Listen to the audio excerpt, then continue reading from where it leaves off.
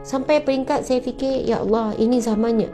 Yang mana zaman ini tuan-puan yang minta sekalian bukan akan semakin pulih, tak.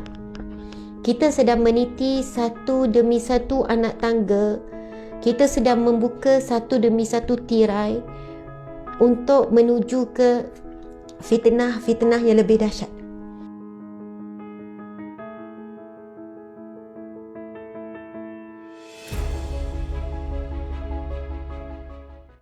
Saya rasa macam zaman, ya tuan-puan sekalian, ini zamannya. Zaman akhir zaman. Kalau tak tunggu akhir zaman, tanda-tanda kiamat memang dah jelas banyak tuan-puan sekalian. Dalam waktu kita jaga berkenaan dengan SOP, kesihatan, keselamatan semua tuan-puan yang minta Allah sekalian, kita kena buat persiapan untuk menghadapi fitnah yang paling besar, itu Dajjal, fitnah kecil yang dah keluar.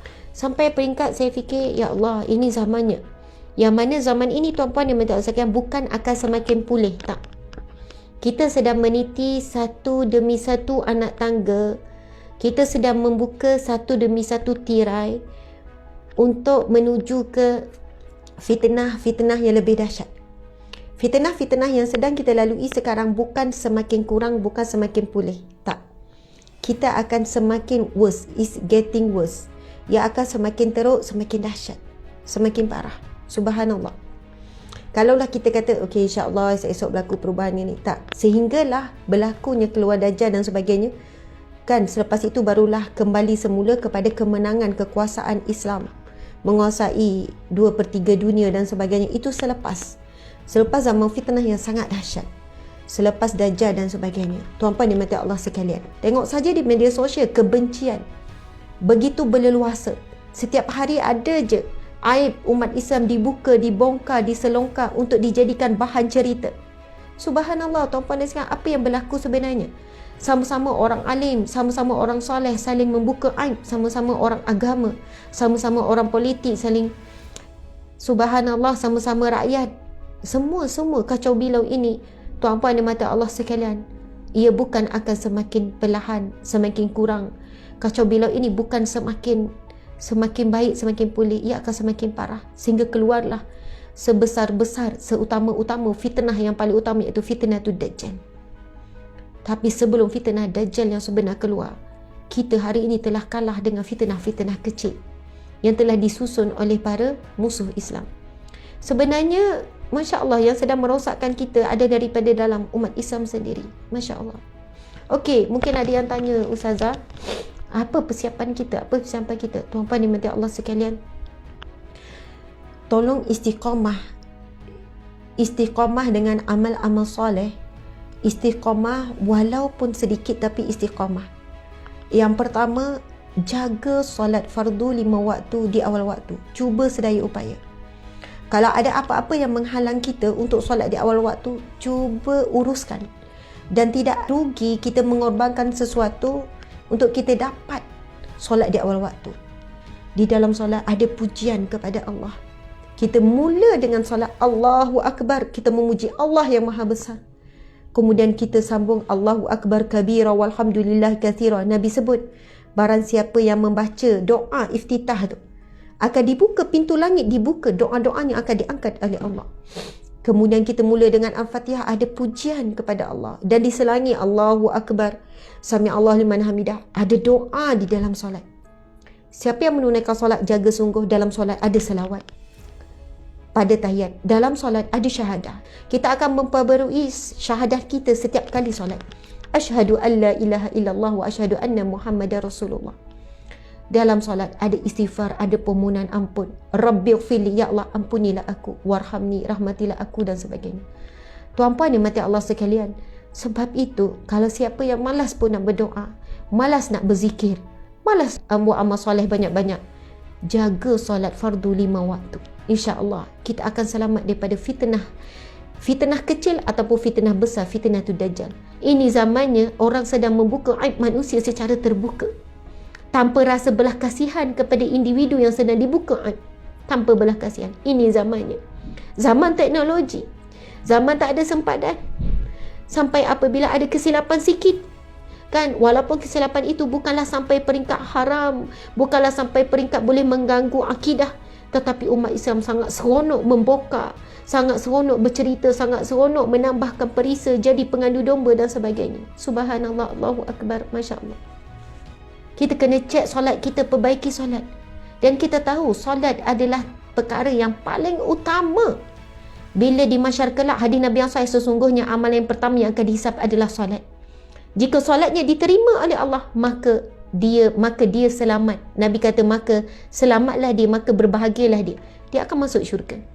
Tapi kalau solatnya tak lepas, walaupun hidupnya banyak sedekah, walaupun hidupnya mungkin banyak puasa, hidupnya mungkin sangat jadi suami yang penyayang, caring, loving, apa semua, isteri pun bagus, jadi isteri pun baik, kerja pun amanah, tapi kalau solat tak jaga, tuan-puan sekalian, solat adalah pintu ataupun anak kunci utama, ibadah yang paling utama yang Allah beri direct tanpa perantaraan malaikat Jibril melalui peristiwa Isra Mi'raj. Ibadah puasa, zakat, haji, semua melalui perantaraan malaikat Jibril. Tetapi bila Allah nak berikan satu ibadah yang paling agung, iaitu solat, Allah jemput perjalanan yang istimewa. Allah bagi direct kepada Rasulullah sallallahu alaihi wasallam tanpa perantaraan. Ibadah solat, tuan-puan sekalian. Subhanallah. Sebab itu Yahudi, Nasrani, Majusi, kan, Israel, apa yang mereka sebut? Kami tak takut dengan kekuatan umat Islam. Kami tak takut umat Islam sedang sibuk menguatkan dari sudut ekonomi. Kami tak takut semua tu. Kami tak takut serangan-serangan itu, serangan-serangan ini. Tapi yang paling kami takut, sekiranya solat fardu subuh umat Islam menyamai solat Jumaat. Tuan-puan sekalian, kemenangan umat Islam masih jauh. Sekarang kita boleh tengok, bukan sekadar solat Jumaat melimpah ruah, solat Jumaat pun sangat sedikit. Jauh lagi nak pergi ke solat subuh umpama seperti solat Jumaat. Dan ini juga berlaku di Masjidil Aqsa. Sekarang Masjid Al-Aqsa sedang diserang, umat Islam di sekitarnya diserang. Kita tahu. Tetapi ketika tenang, ketika aman, tuan-puan sekalian, rakyat Palestin pun ramai yang lara, ramai yang lupa, ramai yang jauh daripada kehidupan Islam. Subuh, Zuhur, Asar, Maghrib, Isyak juga tidak penuh, tuan-puan dan mati Allah sekalian. Allahu Akbar, Masya Allah. Kita sedang berada di gerbang tanda-tanda besar kiamat. Tanda-tanda kecil dah 90% dah keluar. Ada yang kata 100% tanda kecil semua dah keluar. Kita sedang berada di gerbang nak keluarnya tanda-tanda besar kiamat. Dan kan, tanda besar kiamat bila keluar macam biji tasbih yang terputus, dia akan keluar dengan laju. Jaga solat, tuan-puan sekalian. Siapa yang jaga solat sudah tentu jaga aurat. Saya tak sebut pasal jaga aurat, tuan-puan sekalian. Sebab itu saya sebut orang yang betul-betul jaga solat, dia sujud dalam solat kepada Allah sebagai tanda ketaatan kepada Allah, dia sujud.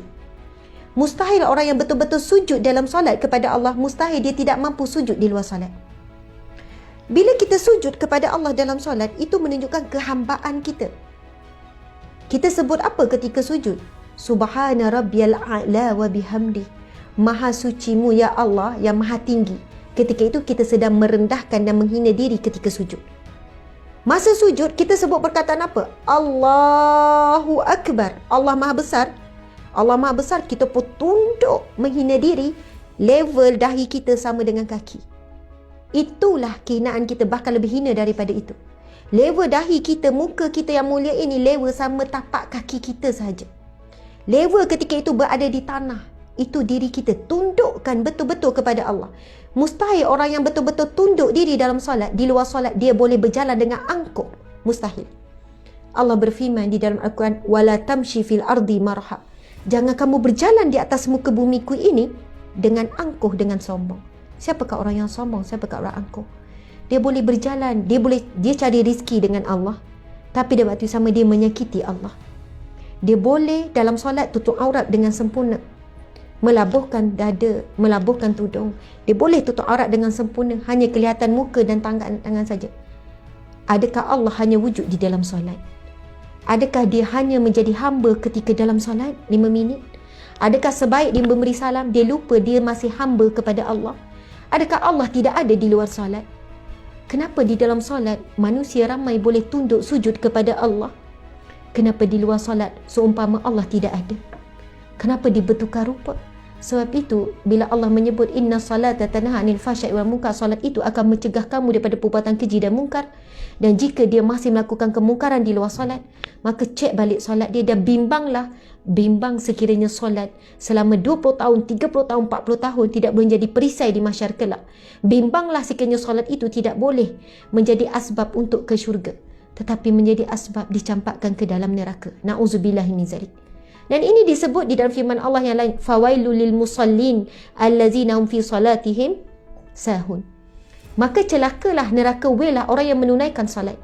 Dan firman Allah ini bukan menyebutkan tentang orang yang tidak salat, tapi fawailul lil musallin, maka neraka welah, celakalah orang yang salat. Namun orang yang salat dalam keadaan lalai, solat dalam keadaan lalai.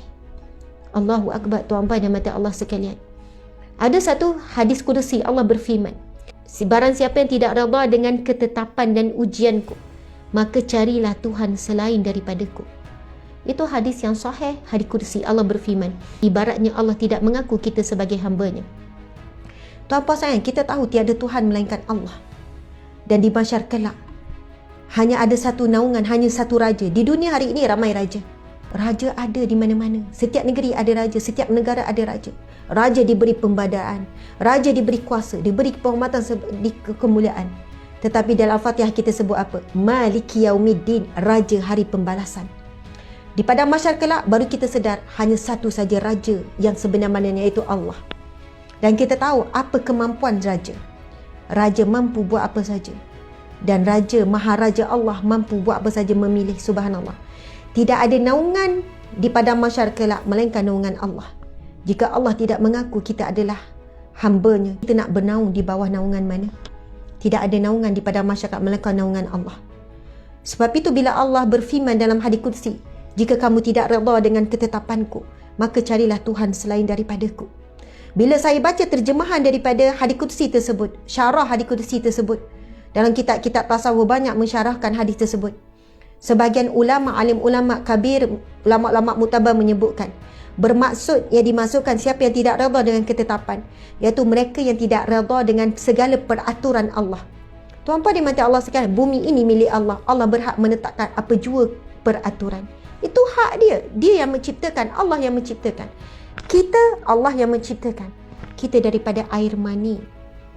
Daripada air mani, kita tak ada teknologi yang boleh cipta air mani. Subhanallah, tuan-tuan di mata Allah sekalian, Allah ciptakan kita. Allah bebas untuk buat apa saja peraturan berkenaan dengan kita. Allah yang menciptakan, Allah yang kurniakan suami, Allah yang kurniakan anak, Allah berikan semua. Mata Allah yang beri, Allah bebas untuk menetapkan peraturan mata. Apa yang kita boleh, apa yang kita tak boleh. Telinga, mulut, lidah, Allah berhak menetapkan semuanya. Dan Allah berhak beri apa hasil daripada semua ini. Subhanallah, tuan-tuan yang minta Allah sekalian. Sebab itu disebutkan oleh ulama, siapa yang tidak mengikuti perintah Allah, dan siapa yang langgar peraturan Allah termasuk dalam apa yang disebutkan. Yang mana firman Allah tadi itu hadis qudsi, barang siapa yang tidak redha dengan ketetapanku, maka carilah Tuhan selain daripadaku. Allahu akbar. Ini amaran yang sangat tegas dan keras daripada Allah Subhanahu wa taala. Kita tak akan mampu hidup tanpa Allah. Kita tak akan mampu. Kita menghidup udara daripada Allah. Paru-paru yang sentiasa mengepam ini adalah kurniaan daripada Allah. Aliran darah tanpa henti setiap saat ini kurniaan daripada Allah. Kita tidak akan mampu hidup walaupun satu saat tanpa Allah. Kita tak akan mampu hidup satu saat tanpa Allah. Tuan-tuan sekalian, semalam saya baca ada satu hadis Nabi SAW. Bila saya baca, saya kata, ya Allah, lemahnya aku. Masa ni, tuan-puan sekalian, hadis ni, masa ni peristiwa, ini hadis sahih daripada Sayyidina Abu Bakar radhiyallahu anhu. Sayyidina Abu Bakar, masa ni Sayyidina Abu Bakar di dalam Gua Sur, bersembunyi bersama dengan Rasulullah sallallahu alaihi wasallam. Ketika itu para musuh yang mencari Nabi dan Abu Bakar ni memang dah duduk di depan pintu gua. Dah duduk pintu gua, tuan-puan sekalian. Dah duduk depan pintu gua. Kemudian masa itu Sayyidina Abu Bakar berbisik kepada Rasulullah, ya Rasulullah, sekiranya mereka tunduk, mereka menundukkan, maksud kalau mereka tundukkan kepala intai, ya Rasulullah, sekiranya mereka tundukkan kepala mereka, maka kita berdua ya Rasulullah, tidak ada apa lagi antara kita berdua ya Rasulullah. Masya Allah, Abu Bakar sebut begitu kepada Rasulullah. Dan sekiranya mereka menundukkan kepala mereka, ya Rasulullah, maka tidak apa lagi untuk kita berdua, ya Rasulullah. Kemudian apa yang Nabi Muhammad jawab kepada Abu Bakar? Ya Allah, jawapan Rasulullah. Rasulullah jawab, wahai Abu Bakar, apakah pendapatmu, wahai Abu Bakar, sekiranya antara kita berdua adanya Allah? Allahu Akbar. Subhanallah, saya baca tu tuan-puan sekalian, hadis Nabi ni, hadis daripada Abu Bakar radhiyallahu anhu, hadis sahih. Tuan-puan sekalian, antara kita dengan ujian Allah ada Allah. Antara kita dengan suami ada Allah. Antara kita dengan anak ada Allah. Antara kita dengan para pembenci kita ada Allah. Antara kita dengan orang yang fitnah kita ada Allah. Antara kita dengan rezeki yang kita cari ada Allah. Tuan-puan sekalian, Allah tidak pernah meninggalkan kita. Tetapi berhati-hatilah kepada siapa yang Allah telah tinggalkan dia. Yang mana hadis Nabi tadi, Nabi sebut, hadis kursi tadi, barang siapa yang tidak redha dengan ketetapanku, maka carilah Tuhan selain daripadaku. Ini saatnya Allah akan meninggalkan hamba-Nya. Saat apa? Kita berjalan di atas muka bumi Allah dengan sombong, dengan angkuh. Kita nak berlawan dengan Allah sampai tahap mana, tuan-puan sekalian? Sampai bila? 60 tahun, 70 tahun? Adakah kita boleh hidup 300 tahun, 400 tahun? Mungkin umur kita sekadar 30 tahun, 40 tahun. Mungkin esok kita mati, tuan-puan sekalian. Hebat manakah kita nak berlawan dengan Allah, nak bermusuh dengan Allah? Hebat mana? Sehingga kan banyak perintah Allah masih kita tangguhkan. Wahai para wanita yang saya sayang, yang saya kasihi. Sampai bila kita nak mengikut peredaran fashion? Sampai bila kita nak masih lagi bertangguh untuk kembali menjadi wanita yang baik, wanita yang soleh? Ini bukan cerita kita nak menarakakan orang, kita nak jamin kita syurga, tidak. Ini cerita tentang diri kita dengan Allah, diri kita dengan Tuhan yang menciptakan kita. Ini cerita antara kita dengan syurga, cerita kita dengan neraka. Nabi telah memberikan definisi ciri-ciri pakaian ahli neraka. Kamu pakai begini, kamu akan dibakar dalam neraka. Ini ciri-ciri pakaian untuk ahli syurga. Kamu pakailah begini, kamu akan dimasukkan ke dalam syurga. Nabi dah sampaikan dengan cara yang lembut, dengan cara yang tegas, dengan cara yang keras. Hadis Nabi yang sangat jelas, hadis yang sahih. Nabi kata ada dua golongan yang kamu tidak pernah melihat. Dan kita dah lihat golongan itu jelas-jelas di sekarang.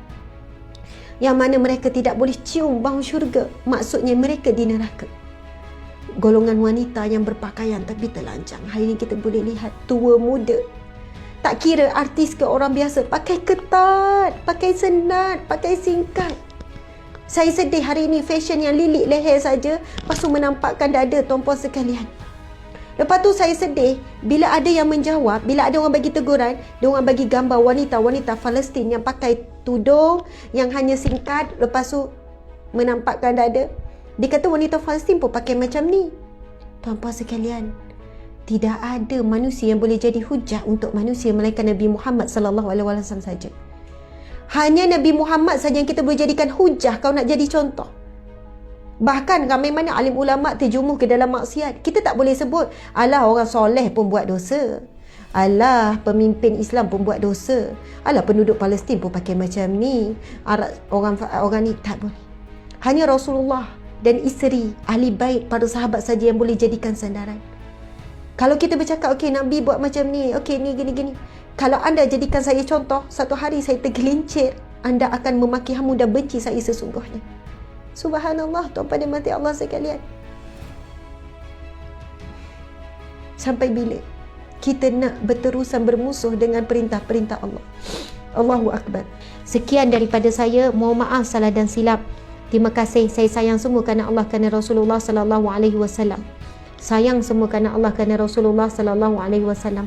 Masya-Allah, mudah-mudahan Allah satukan kita di syurganya. Allah lindungi dan haramkan kita daripada nerakanya. Mohon maaf salah dan silap. Kita tangguhkan majlis ilmu kita dengan tasbih kafarah dan surah Wal-Asr. Bismillahirrahmanirrahim. Subhanakallahumma wa bihamdika asyhadu an la ilaha illa anta astaghfiruka wa atubu ilaik. Bismillahirrahmanirrahim. Al-Asr. Innal insana lafi khusr illa alladhina amanu wa amilus solihat wa tawasaw bil haqqi wa tawasaw bis sabr. Sadaqallahul azim.